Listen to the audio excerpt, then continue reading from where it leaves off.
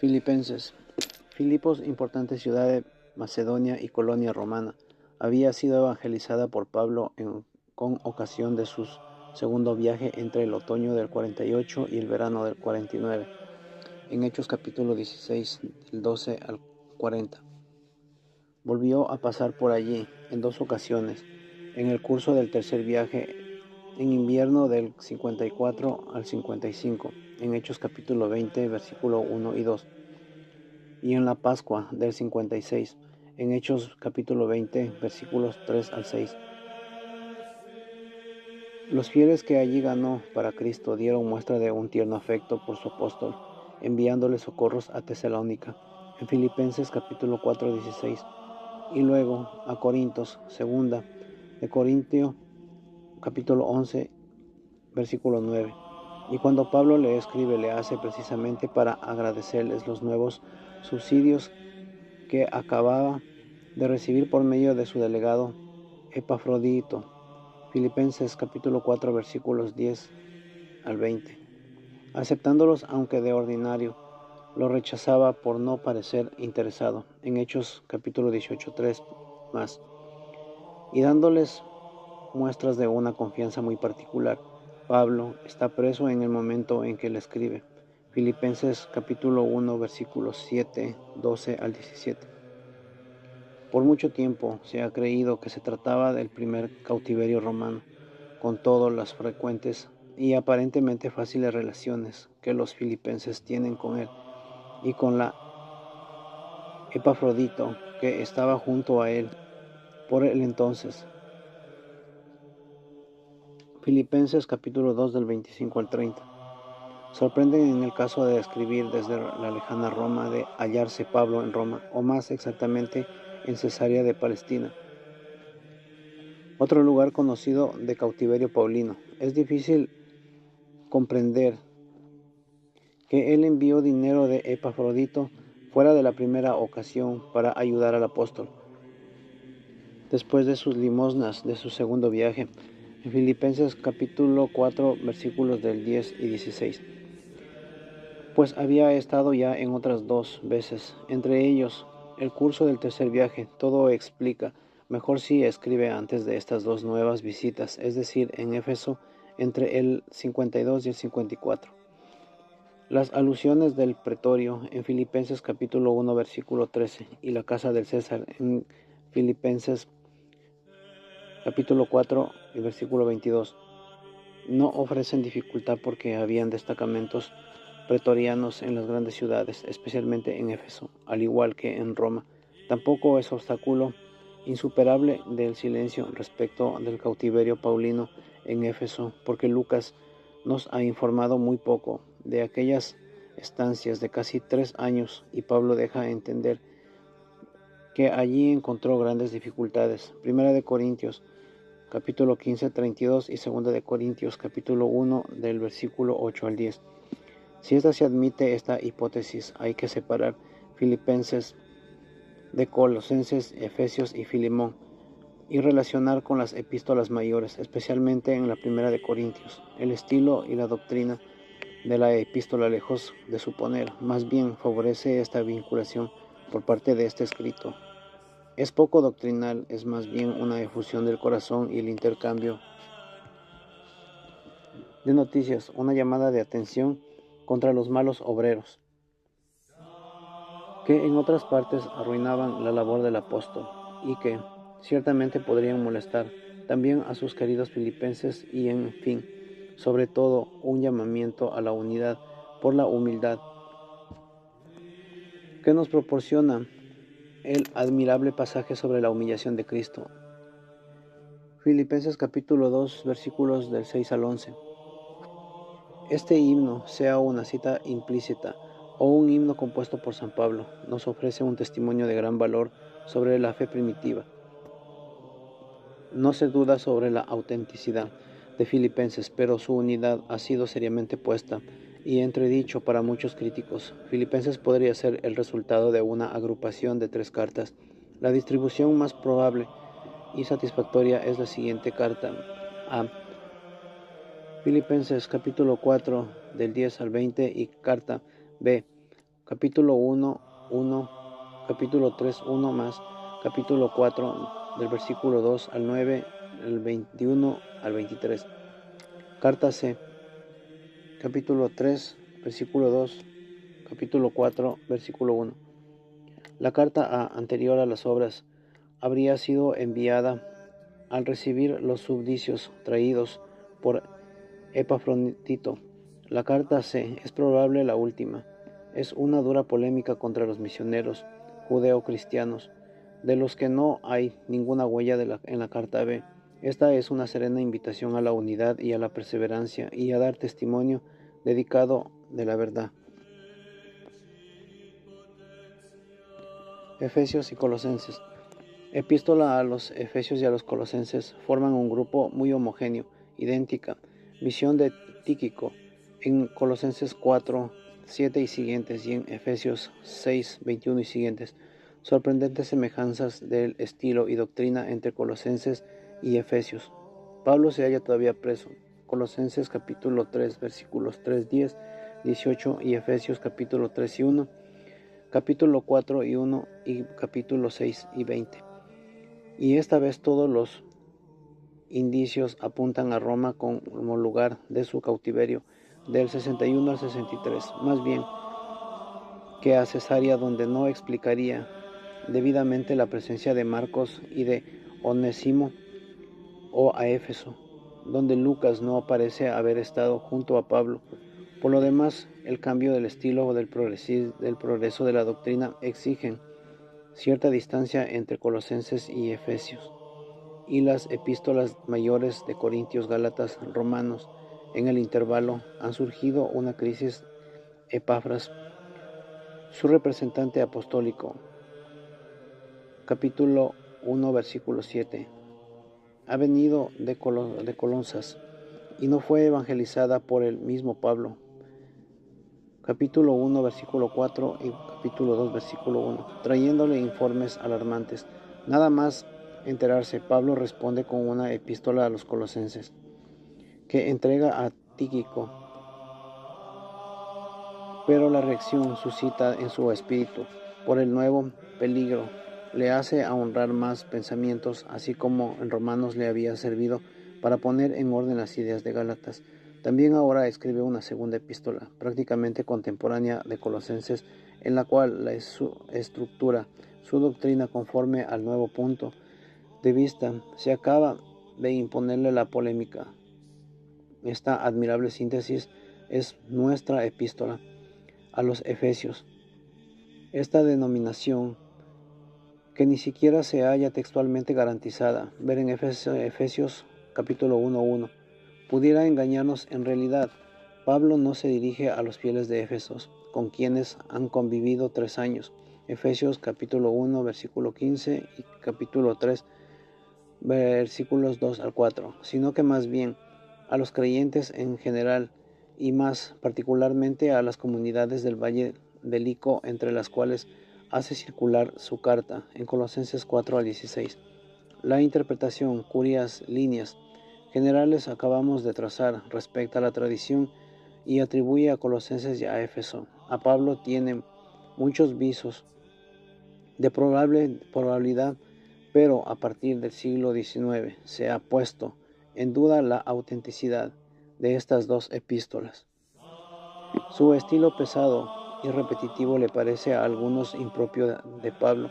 Las ideas teológicas, en particular las que se refieren al cuerpo de Cristo, a Cristo cabeza del cuerpo y de la Iglesia Universal, no son las mismas que aparecen en las cartas anteriores. Los errores con los que se enfrentan son posteriores a Pablo, pues pertenecen más bien al gnosticismo del siglo II. Estas objeciones son serias, están formuladas por numerosos críticos, incluidos algunos católicos, pero no son irrefutables.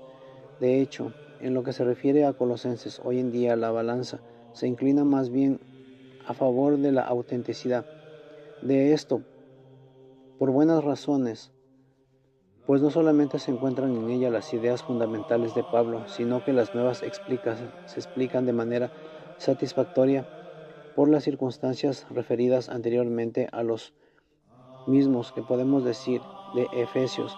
aun cuando está la duda, subsiste entre algunos argumentos en favor de autenticidad paulina. Hay que notar, Efesios es una obra de un autor dotado de un pensamiento creador, no de alguien que utiliza esas ideas de otro. Segundo, el estilo lento, rico y a veces pesado de Colosenses y Éfeso se contrasta con las discusiones rápidas, nerviosas de las cartas anteriores. Se puede explicarse porque Pablo se está abriendo a los nuevos y más amplios horizontes. Tercero, el estilo de las cartas anteriores no es del todo coherente y en ellas encontramos dos ejemplos de este estilo tardío. Contemplativo, casi litúrgicas en Romanos capítulo 3, versículos 23 al 26 y Segunda de Corintios capítulo 9 del versículo 8 al 14. La verdad, dificultad tiene los numerosos pasajes en que se parece repetir las expresiones de Colosenses en forma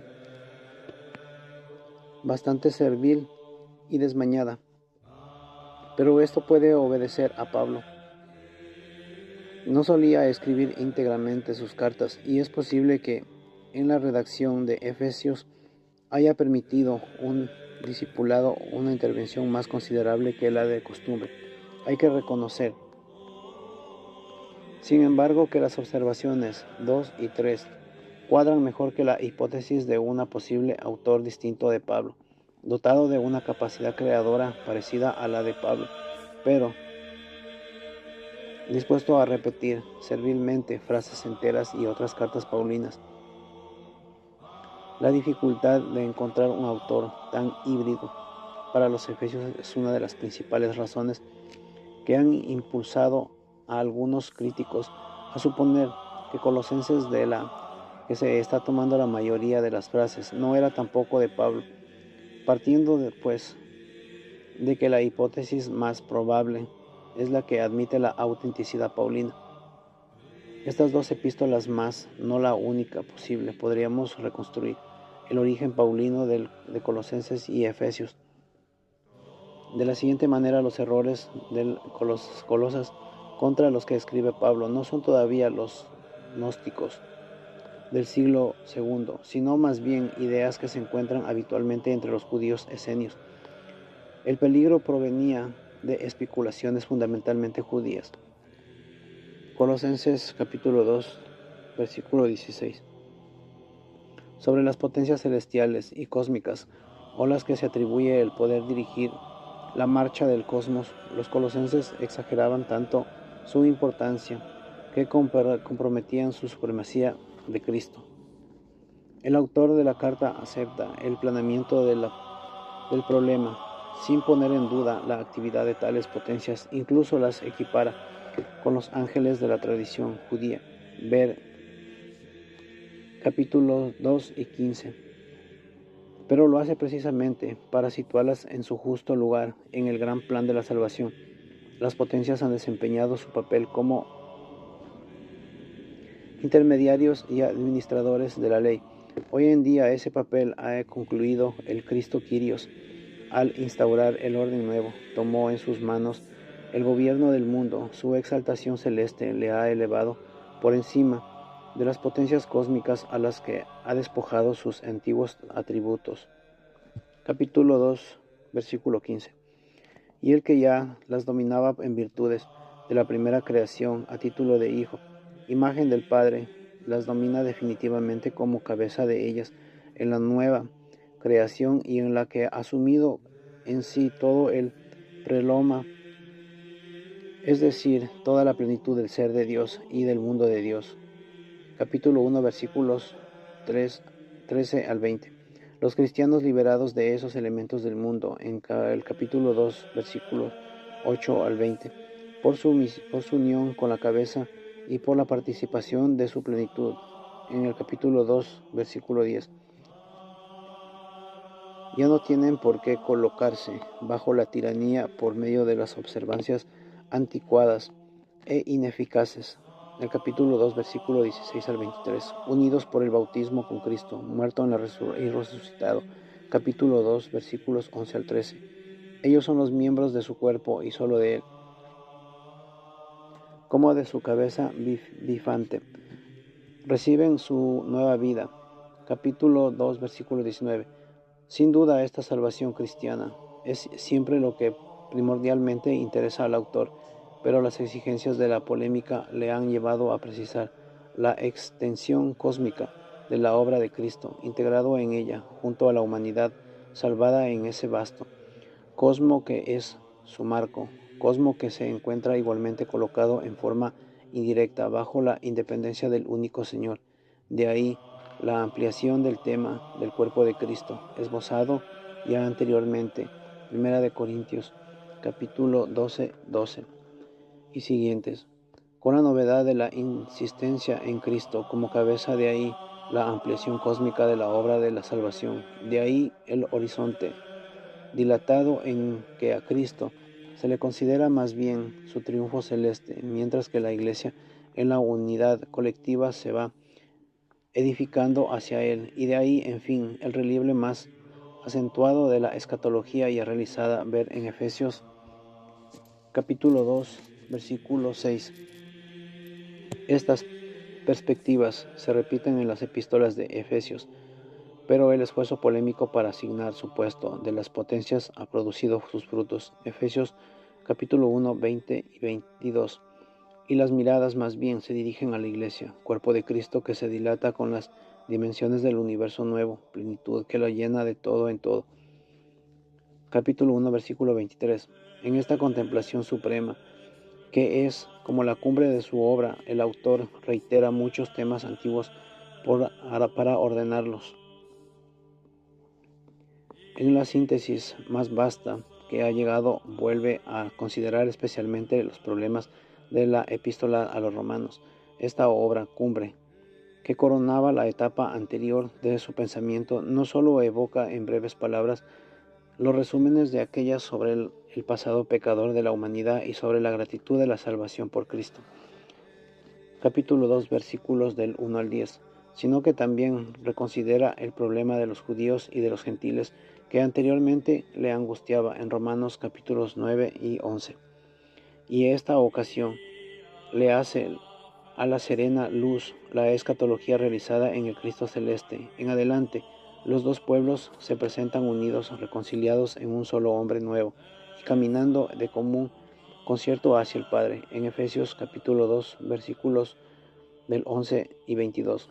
Este acceso de los gentiles a la salvación de Israel en Cristo, en el gran misterio, capítulo 1, 9 y capítulo 3, versículos 3, 6 y 9, capítulo 3, 19 y Colosenses 1, 27, capítulo 2, 2 y capítulo 4, versículo 3, cuya contemplación le inspira acentos imitables sobre la infinita sabiduría que se despliega en este misterio.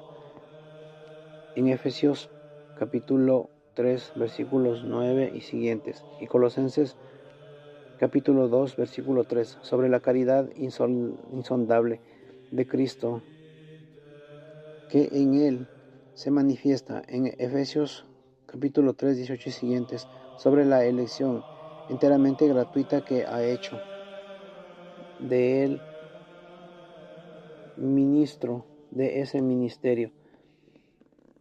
Capítulo 3, versículo 2 y 8. Este plan de salvación se ha desarrollado por etapas conforme a los designios eternos de Dios. Efesios capítulo 1, versículos 3 y 14, que culminan en los desposorios de Cristo con la humanidad y salvada que es la Iglesia. Efesios capítulo 5, 22 y 32.